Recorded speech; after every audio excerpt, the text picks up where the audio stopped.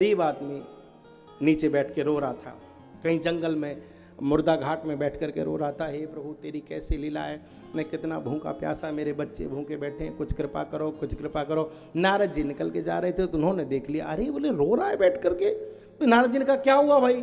अरे बोले क्या बताऊँ महाराज, 3-4 दिन से बच्चे भूखे हैं, घर में 2 पैसे नहीं, क्या करें, बड़े गरीब हैं। नारद जी को दया आ गई तो नारद जी ने कहा अच्छा एक काम कर। बोले क्या?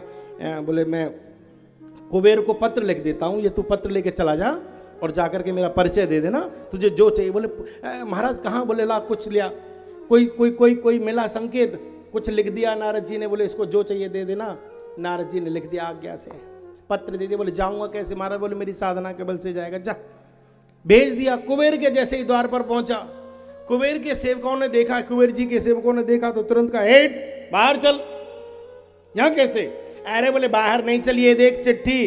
बोले किसकी है? बोले नारद बाबा ने दी है, ले चिट्ठी दिखाई। अरे बोले महाराज नारद जी का संदेश है। बोले आजा आजा अंदर आजा, क्या चाहिए? बोले पढ़ ले। तो जब चिट्ठी पढ़ी कि इसको जितना धन चाहिए दे देना, तो सेवकों ने कहा चल ला, कुछ लाया है पात्र? बोले हाँ लाया हूं। बोले क्या? बोले निकाल। बोले लो।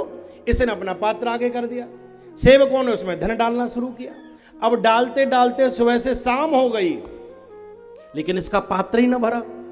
एक गोदाम खाली, दूसरा खाली, तीसरा खाली, चौथा खाली। स्थिति ये हो गई कि जितना भी धन संपदा खजाना था सबका सब खाली हो गया और इसका पात्र आधा का आधा ही, वो भरा ही नहीं। बड़ी दिक्कत हुई। कुबेर जी को संदेश दिया। बोले महाराज? बोले हाँ। बोले बड़ी विचित्र बीमारी आई है। बोले क्या? बोले नारद जी का पत्र लेकर के आया कि इसको कुछ धन इत्यादि दे देना। हम दे दे के थक गए, सब कुछ दे दिया और उसका पात्र फिर भी खाली का खाली है। कुबेर जी ने कहा नारद जी को बुलाओ जल्दी। नारद जी आए। बोले महाराज ये कौन सी बीमारी भेज दी, मेरा पूरा खजाना खाली हो गया और इसका पात्र ही नहीं भर रहा है। नारद जी बोले अरे कहते तो सही हो, सब खाली। अरे बोले पात्र देखो इसका। नारद जी बोले तेरा पात्र फूटा हुआ होगा, जितना ऊपर से माल गिर रहा है तो सब नीचे फेंक रहा है अपने घर में, लगता है तेरे पात्र में कोई छिद्र इत्यादि है। वो बोला नहीं महाराज, मैं बेईमान व्यक्ति नहीं हूं, मेरे पात्र में कोई छिद्र नहीं, आप देख लो।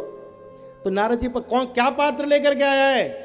और जैसे ही पूछा कि क्या पात्र लेके आया है, तो ये आदमी बोला महाराज घर तक जाता देर लग जाती, पात्र कोई कलश इत्यादि कहाँ से लाता, मैं जहाँ आपसे बात कर रहा था ये कौन सा पात्र लेकर के गया था पता है आपको?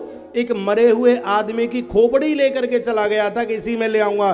तब कुबेर जी को एहसास हुआ, बोले आदमी की खोपड़ी भरना तो कुबेर के बस की भी बात नहीं है, इसको कोई नहीं भर सकता। और इसको कोई नहीं